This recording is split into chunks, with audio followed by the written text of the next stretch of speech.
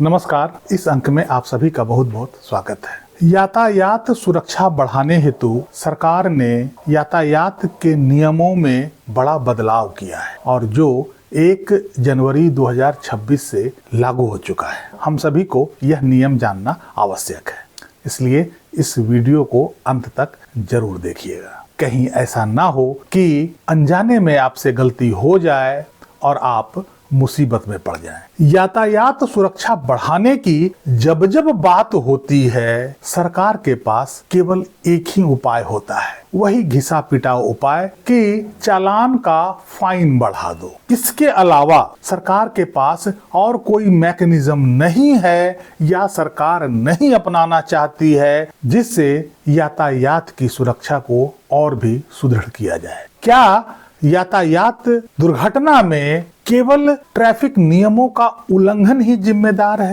कि और भी कई तत्व हैं जो यातायात दुर्घटना को बढ़ावा देता है? आखिर सरकार उन चीजों पर लगाम क्यों नहीं लगाती है? उन चीजों पर सरकार बात क्यों नहीं करती है? हम जानते हैं कि यातायात दुर्घटना में यातायात नियमों का पालन नहीं करने की बड़ी भूमिका होती है, लेकिन यातायात दुर्घटना का यह एकमात्र कारण नहीं है। लेकिन सरकार जब जब यातायात नियमों की सुरक्षा को बढ़ाने की बात करती है, केवल चालान के फाइन को बढ़ा देती है। आखिर बाकी कारणों पर विचार क्यों नहीं करती है? उसमें सुधार क्यों नहीं करती है? बहरहाल सबसे पहले हम यह देखते हैं कि आखिर सरकार ने ट्रैफिक रूल्स में क्या बदलाव किए हैं जो 1 सितंबर 2026 से लागू भी हो चुका है। पहला और सबसे प्रमुख बदलाव यह है कि यदि एक कैलेंडर ईयर में 5 या उससे अधिक चालान आपके हो जाते हैं तो आपका ड्राइविंग लाइसेंस 3 महीने के लिए सस्पेंड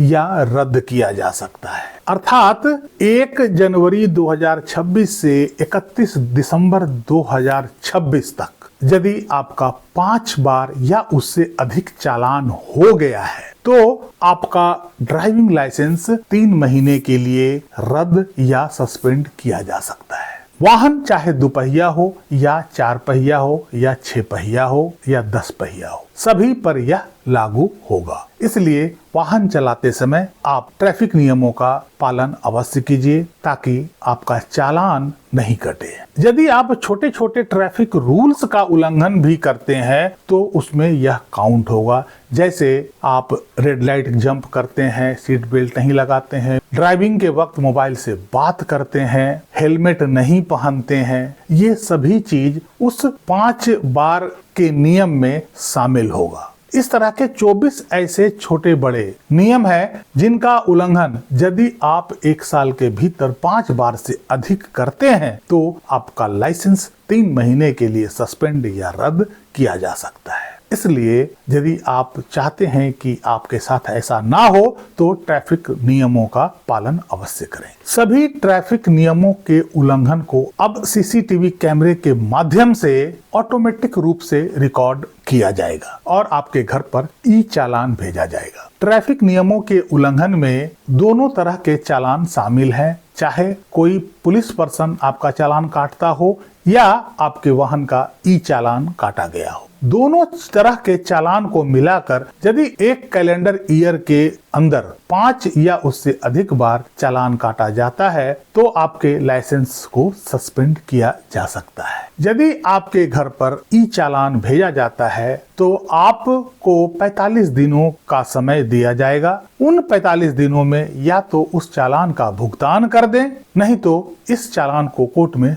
चुनौती दे सकते हैं। यदि आप 45 दिनों के अंदर इसे कोर्ट में चुनौती नहीं देते हैं तो इस चालान में किए गए अपराध को स्वीकार मान लिया जाएगा। जुर्माना बिना लाइसेंस ड्राइविंग के 5,000 रुपया, बिना आरसी के 3 से 5,000 रुपया और बिना हेलमेट या सीट बेल्ट के 1,000 रुपया तक लग सकता है। साथ ही लाइसेंस भी सस्पेंड किया जा सकता है। इमरजेंसी व्हीकल जैसे एम्बुलेंस और दमकल गाड़ियों को रास्ता न देने पर बड़ी लापरवाही मानी जाएगी और इसके लिए मोटा जुर्माना भी देना पड़ सकता है। आपका ड्राइविंग लाइसेंस भी सस्पेंड हो सकता है। यदि वाहन चलाते वक्त आपके पास PUC नहीं है अर्थात प्रदूषण सर्टिफिकेट नहीं है तो आपके ऊपर भारी जुर्माना लगाया जा सकता है। साथ ही यदि आप गाड़ी के नंबर प्लेट के साथ छेड़खानी किया है या कोई अमान्य नंबर प्लेट गाड़ी में लगा दिया गया है तो आपको 5,000 रुपया तक जुर्माना देना पड़ सकता है। 1 जनवरी 2026 से सभी दोपहिया वाहनों के लिए ABS और BES प्रमाणित हेलमेट को अनिवार्य कर दिया गया है। इसके अलावा यदि कोई व्यक्ति अपना पुराना स्क्रैप किया हुआ वाहन जमा करके जमा प्रमाण पत्र पेश करता है तो उसे नए वाहन की खरीदारी पर पंजीकरण शुल्क में छूट दी जाएगी। राष्ट्रीय राजमार्गों पर टोल भुगतान के नियमों को और भी कड़ा किया जाएगा ताकि टोल प्लाजा पर अनुपालन सुनिश्चित किया जा सके। अब प्रश्न यह है कि नियम आप चाहे जितना भी कड़ा कर लें, फाइन आप चाहे जितना भी बढ़ा दें, जब तक उन नियमों का सख्ती से पालन नहीं होगा तब तक इसका कोई सकारात्मक प्रभाव यातायात पर नहीं देखने को मिलेगा, ना ही यातायात दुर्घटना में कोई कमी देखी जाएगी। हमारे देश में फैला भ्रष्टाचार इसके लिए बड़ा जिम्मेदार है। जब तक उस भ्रष्टाचार पर लगाम नहीं लगाया जाता है तब तक इन कड़े नियमों का कोई फायदा नहीं मिलने वाला है। जो काम अभी तक 500 रुपया में होता था वही काम अब 1,000 में होगा। इससे ट्रैफिक स्टाफ को फायदा भले मिल सकता है, उसकी कमाई भले बढ़ सकती है। उन भ्रष्ट ट्रैफिक अधिकारियों के अब अच्छे दिन आने वाले हैं। दूसरी महत्वपूर्ण बात यह है कि सड़क दुर्घटना में यातायात नियमों का पालन नहीं करना एक बड़ा कारण तो है, लेकिन इसके अलावा भी अन्य जो कारण हैं जैसे खराब सड़क या सड़क में गड्ढे होने के कारण बहुत सारे यातायात दुर्घटना होती है। आखिर उसके लिए कौन जिम्मेदार है और इसकी जिम्मेदारी कौन तय करेगा? यदि खराब सड़कों के कारण कोई दुर्घटना होती है तो कौन जिम्मेदार होगा? आखिर सरकार इसके लिए किसी को उत्तरदायी क्यों नहीं बनाती है? सड़क का अच्छा होना सरकार की जिम्मेदारी है जिसके लिए हम टैक्स देते हैं और एक वाहन मालिक रोड टैक्स देता है। यह टैक्स इसलिए दिया जाता है कि उसे एक अच्छी सड़क मिले, उसे अच्छे सड़क पर चलने का अधिकार हो। और यदि सड़क पर गड्ढे ही गड्ढे मिलते हैं और उस कारण से यदि कोई गाड़ी एक्सीडेंट होता है और उसमें किसी की मृत्यु हो जाती है, इसके लिए आखिर कौन जिम्मेदार होगा? इस बात को ट्रैफिक नियमों में उजागर क्यों नहीं किया जाता है? सरकार अपने ऊपर जिम्मेदारी क्यों नहीं लेती है? इसके अलावा यातायात विभाग की बड़ी लापरवाही के कारण भी बहुत सारे सड़क दुर्घटना होते हैं, जैसे यू टर्न पर साइन बोर्ड नहीं लगाना, जहां शार्प मोड़ है वहां पे इस तरह का कोई चिन्ह नहीं देना, ट्रैफिक लाइट का उचित प्रबंध नहीं होना।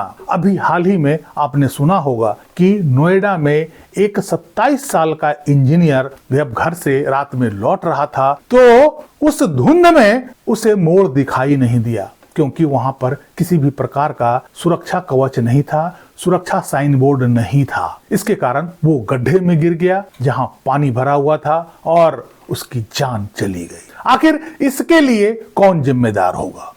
क्या उसने भी कोई ट्रैफिक नियमों का उल्लंघन किया था? यहाँ पूरी तरह से नोएडा अथॉरिटी और यातायात विभाग इसके लिए जिम्मेदार है।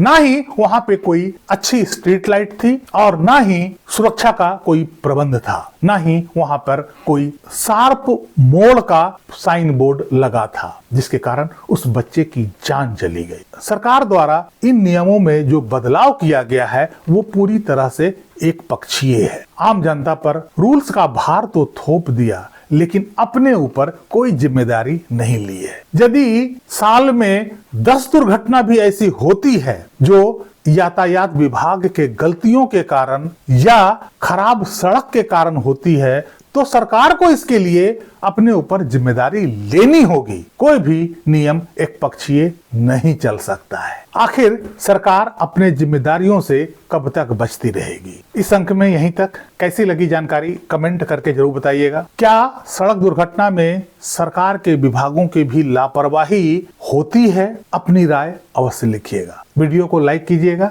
चैनल को सब्सक्राइब कीजिएगा। मिलते हैं अगले अंक में, तब तक के लिए जय हिंद, वंदे मातरम।